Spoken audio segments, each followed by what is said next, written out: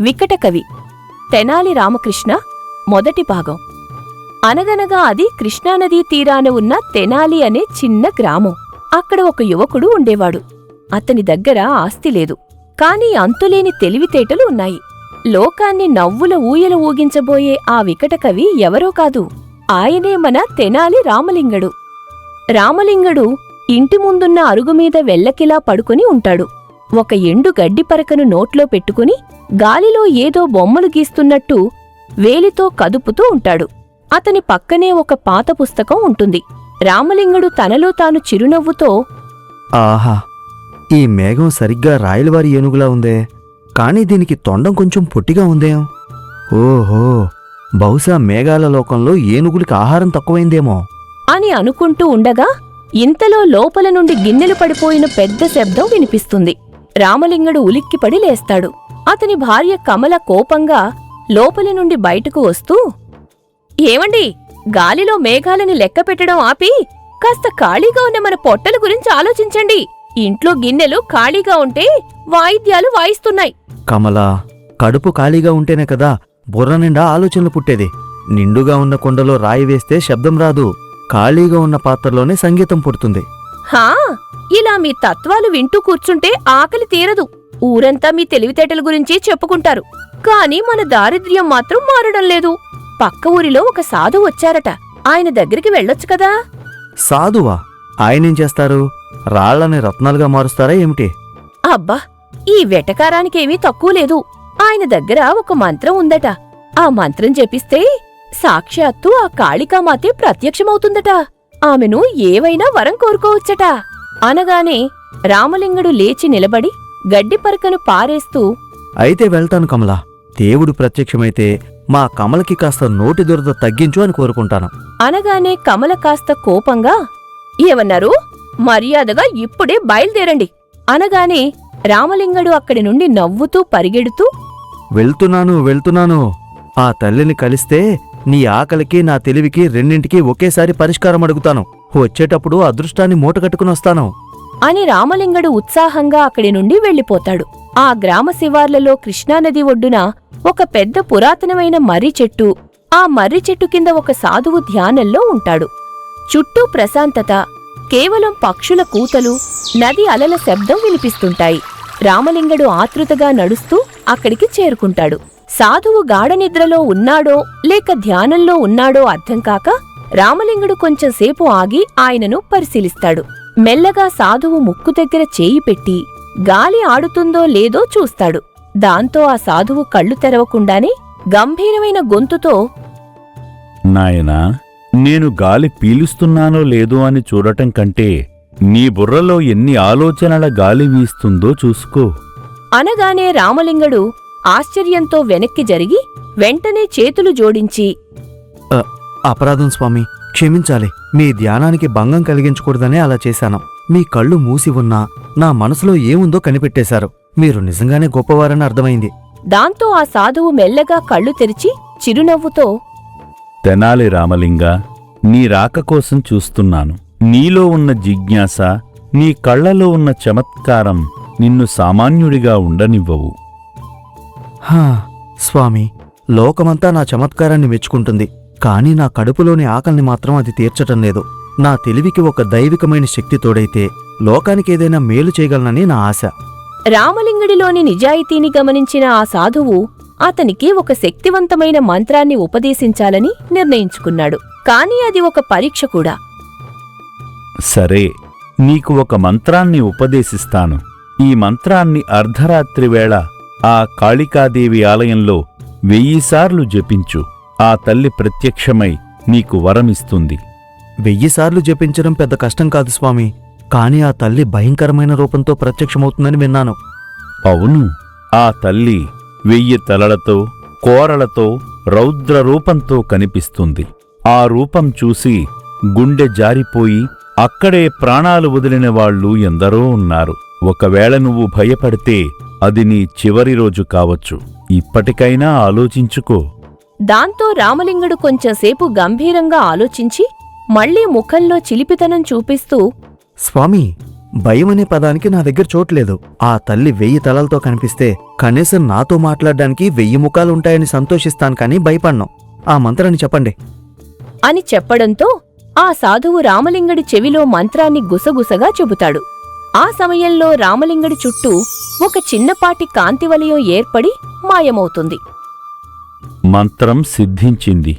కాని గుర్తుంచుకో, నీ చమత్కారమే నీ ఆయుధం. అది నిన్ను కాపాడుతుంది లేదా కష్టాలలో పడేస్తుంది. నన్ను ఆశీర్వదించండి స్వామి. ఇవాళ రాత్రి ఆ కాళికామాతతో నా మేధస్సు యుద్ధం చేయబోతుంది.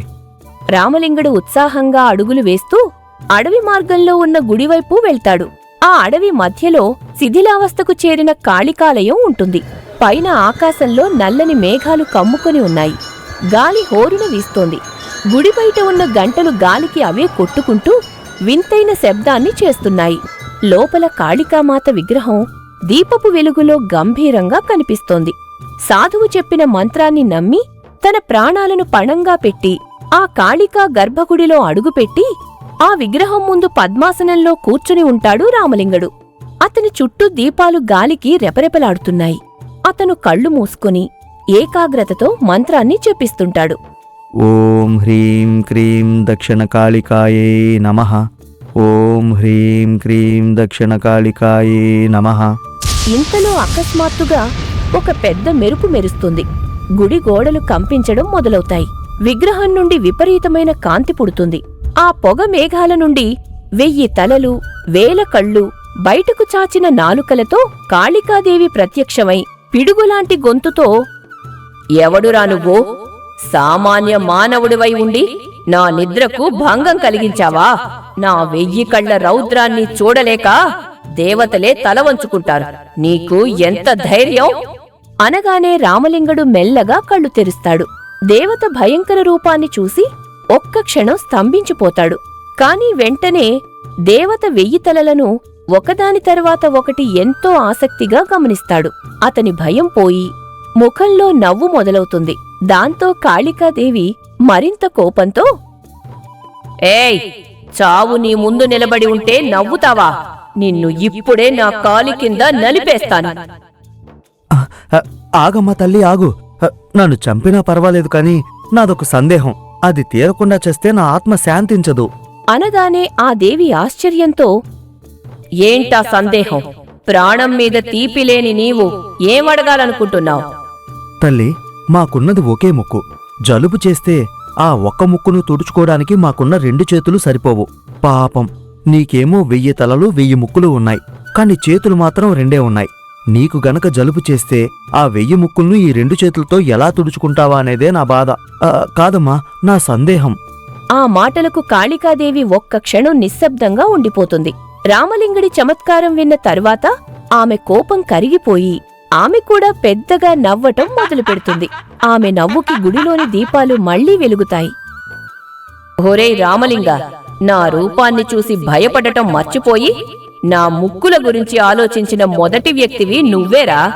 నీ సమయస్ఫూర్తికి, ధైర్యానికి మెచ్చాను అని ఆ దేవత తన 1000 రూపాలను ఉపసంహరించుకుని ఒకే ఒక సౌమ్యమైన రూపంతో రామలింగడి ముందు నిలబడుతుంది. ఆమె చేతిలో 2 బంగారు గిన్నెలు కనిపిస్తాయి. గుడిలోని రౌద్ర వాతావరణం మాయమైపోయింది. ఇప్పుడు ఒక దివ్యమైన శాంతి నెలకొంది. కాళికాదేవి ఒక సామాన్య తల్లిలా చిరునవ్వుతో కనిపిస్తోంది. రామలింగా, నీ ధైర్యానికి, హాస్యానికి నేను ఎంతో సంతృప్తి చెందాను. ఇదిగో, నీ ముందు 2 గిన్నెలు ఉన్నాయి. ఈ కుడి చేతి గిన్నెలో పాండిత్యం అనే పాలు ఉన్నాయి. దీన్ని తాగితే నువ్వు గొప్ప కవివి, పండితుడివి అవుతావు.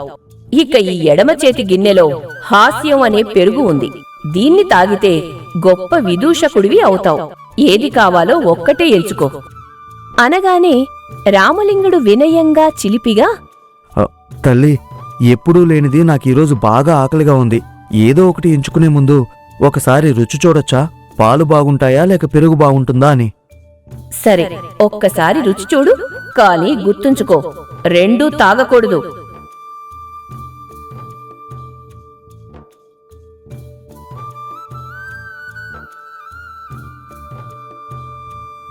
ఏం చేశావు రామలింగా? నా ఆజ్ఞను మీరి రెండిటినీ కలిపేశావా? పాండిత్యాన్ని హాస్యాన్ని కలిపి తాగడం వల్ల నీవు ఎలాంటి వాడివి అవుతావో తెలుసా? క్షమించు తల్లి, హాస్యం లేని పాండిత్యం మొండిగా ఉంటుంది, పాండిత్యం లేని హాస్యం వెకిలిగా ఉంటుంది. ఒక కవికి తెలివితేటలు ఎంత ముఖ్యమో ఎదుటివారిని నవ్వించే గుణం కూడా అంతే ముఖ్యం. అందుకే రెండు కలిపేశాను. ఇప్పుడు నేనేమిటో నువ్వే చెప్పు. రామలింగడిలోని ఆ అద్భుతమైన సమయస్ఫూర్తికి కాళికాదేవి ముగ్ధురాలయ్యింది. కోపం వెనక్కి తగ్గి ఆమె మొహంలో ఒక అద్భుతమైన మెరుపు మెరిసింది.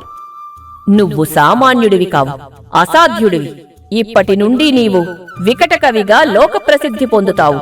వికటకవి అంటే అటు నుండి చదివినా ఇటు నుండి చదివినా అదే వస్తుంది. అంటే కష్టంలో ఉన్నా సుఖంలో ఉన్నా నీ బుద్ధి నిశ్చలంగా చమత్కారంగా ఉంటుంది. వెళ్ళు, రాయలవారి కొలువు నీకోసం ఎదురు చూస్తోంది అని చెప్పి ఆ దేవత మాయమవుతుంది. రామలింగడు గర్భగుడిలో ఒంటరిగా నిలబడి ఉంటాడు. అప్పటికే తెల్లవారుతోంది. అలా రామలింగడు గంభీరంగా నడుచుకుంటూ ఇంటికి వెళ్తాడు. అతని భార్య కమల అతన్ని చూసి ఆశ్చర్యంగా, ఏమండి, ఒట్టి చేతులతోనే వచ్చారా? ఆ తల్లి ఏం వరవిచ్చింది అనగానే రామలింగడు నవ్వుతూ గాలిలో వికటకవి అని రాస్తూ, వట్టి చేతులతో కాదు కమలా, గట్టి తెలివితేటలతో వచ్చాను. ఇక మన పేదరికానికి రోజులు చెల్లాయి. సర్దుకో, విజయనగర సామ్రాజ్యం మనకు స్వాగతం పలుకుతోంది అని అంటాడు. అలా తెనాలిలో మొదలైన ఆ నవ్వుల ప్రయాణం విజయనగర సింహాసనాన్ని ఎలా చేరిందో, రాయలవారి మనసును ఎలా గెలుచుకుందో రెండో భాగంలో చూద్దాం.